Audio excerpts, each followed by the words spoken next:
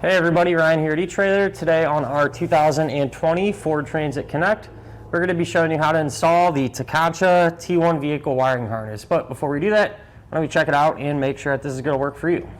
So a lot of people use these for work and tend to pull trailers around with them. And if you're doing that, you're going to want the lights to work on it. You know, that way you're safe and legal and people around you know what's going on. And not to mention too, a lot of accessories nowadays have lights in them, like cargo carriers. So if your cargo carrier has some lights in it too, you're going to want them to work if you have them. And that's where the wiring is going to come into play here. So this will plug into your trailer and provide it with the lighting functions that you need. So you get your tail lights, your running lights, and your turn signals. This is just your standard 4-way flat connector, so super common type for probably just about any trailer that this is going to be pulling. For those of you that might be pulling a little bit bigger of a trailer that have a 7-way round type connector, you know, you can always get an adapter for this.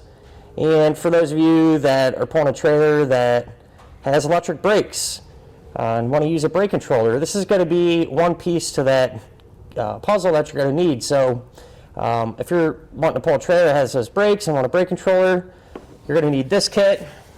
As well as what's called the Universal Brake Controller Install Kit. And you can use that in conjunction with your brake controller to get that job done. So with this wiring, you have a few options how you want to secure it. So what we're doing today is just wrapping it around our safety chain opening there. That's perfectly fine.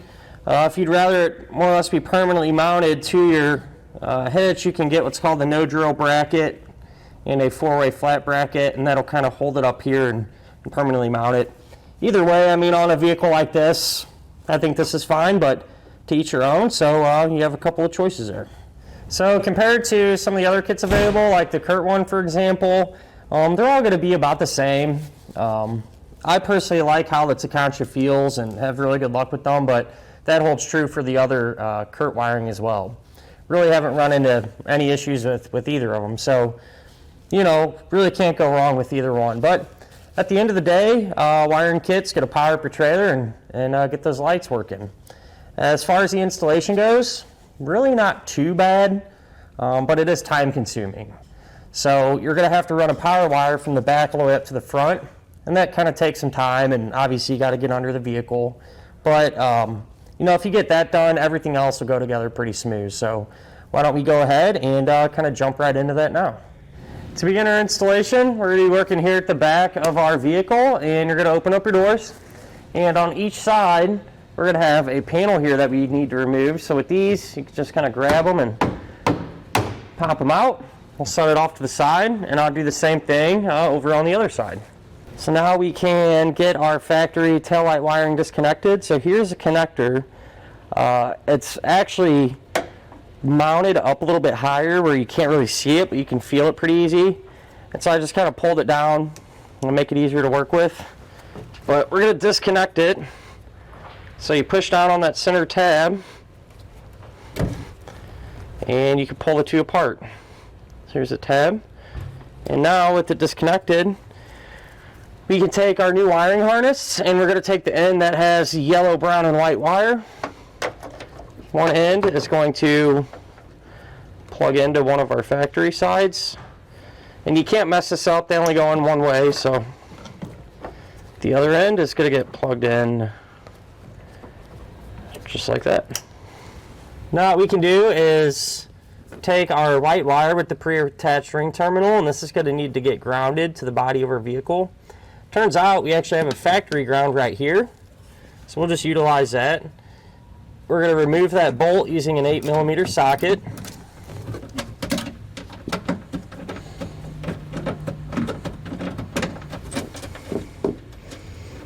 Once we have this bolt out, we're going to take our ring terminal, put the bolt through it, make sure we put it back to that factory one. And we're simply just going to tighten it back down.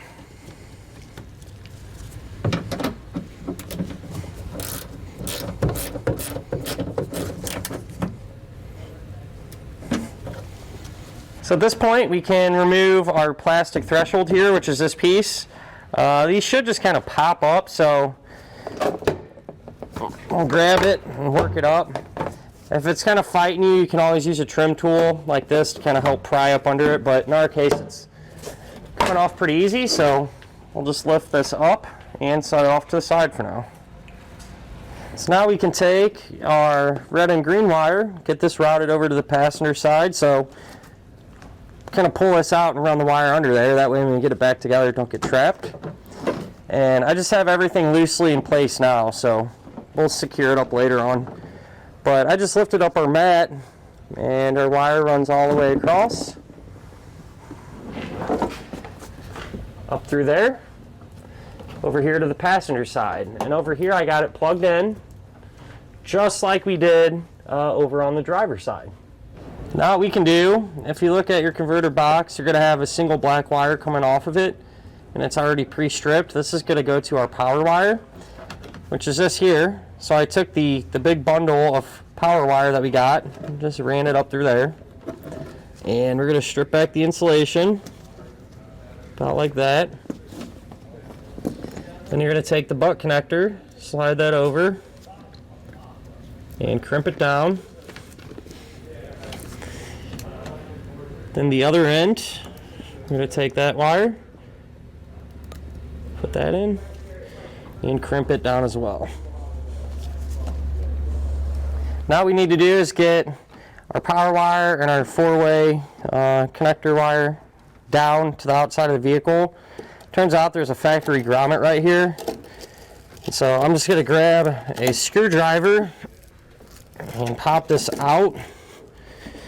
It's not wanting to come up, so I might just have to work it down and then go to the bottom side of our vehicle and pull it out that way.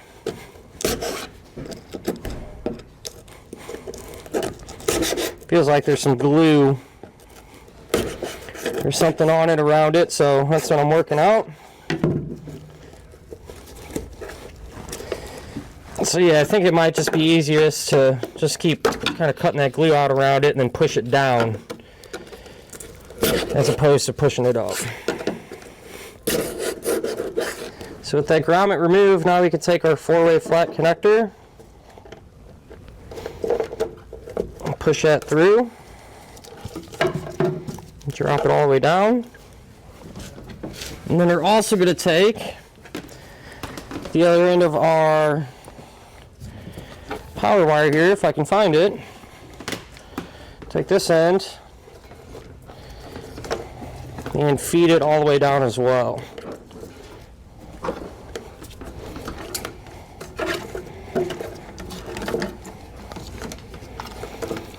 So once you have them pushed down all the way, you can grab that grommet. And what I've done is just cut a hole on it. I'm going to put a slice in it. And we're going to wrap our wires around it and put that grommet back in place.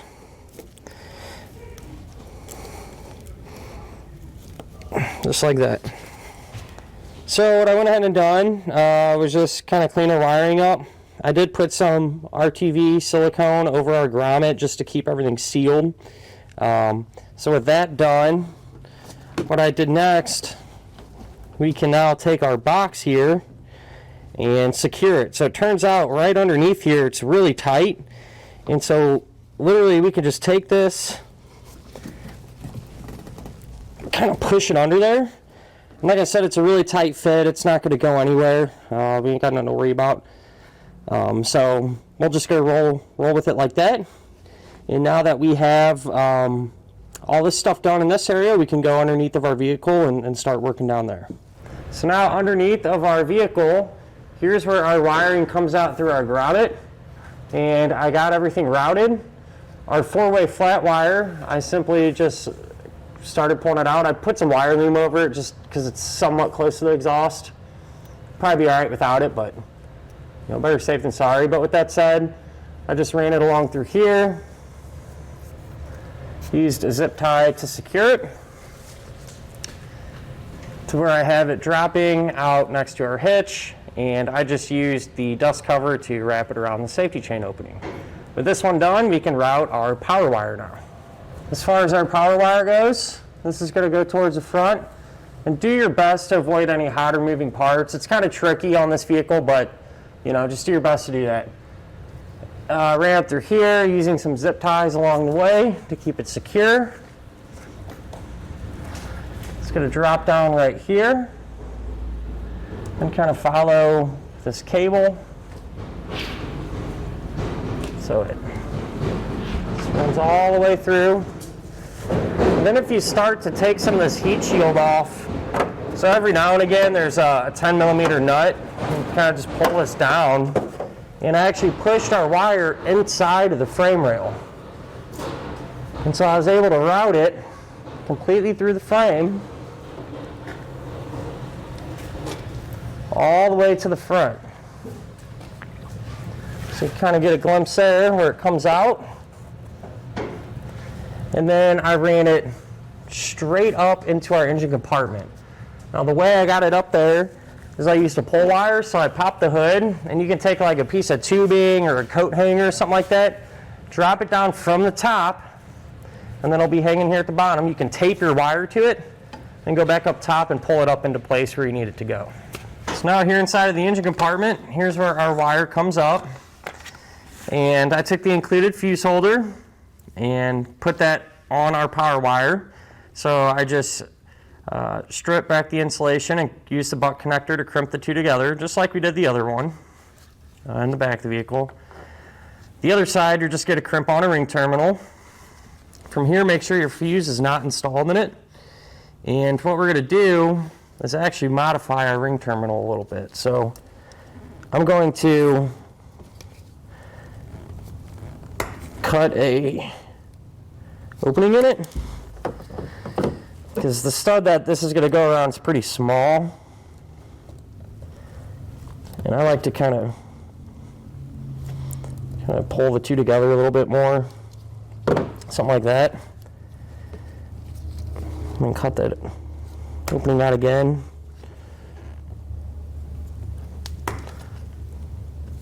Something about like that ought to work. And if we look at our positive battery terminal, we're going to have some big studs here with some fat wires going to them, but I really don't want to mess with any of these. I just feel like it's unnecessary. What I'm going to do is come here to this stud instead and loosen up this nut. So this is going to be a 10 millimeter in size.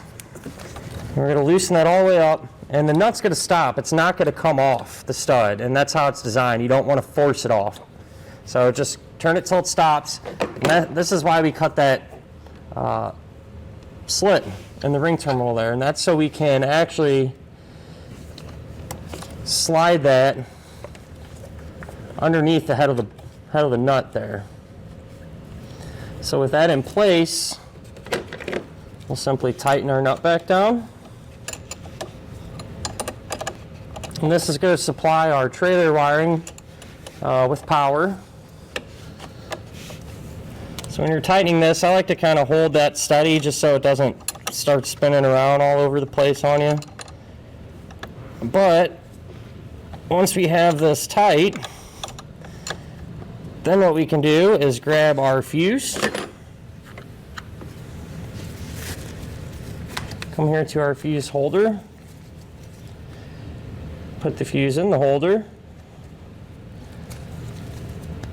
and now we can test our wiring to make sure that it is working properly.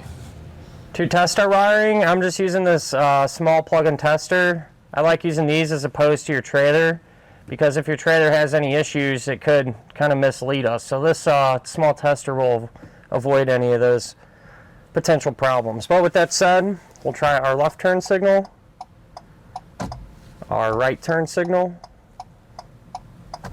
our brakes, and our running lights. Now that we verified that our wiring works, I went ahead and just put the inside back together, just pushed our panels back in, popped our threshold back on the opposite way that we removed it. And with that done, that'll finish up our look at and our installation of the Tekonsha T-One vehicle wiring harness on our 2020 Ford Transit Connect.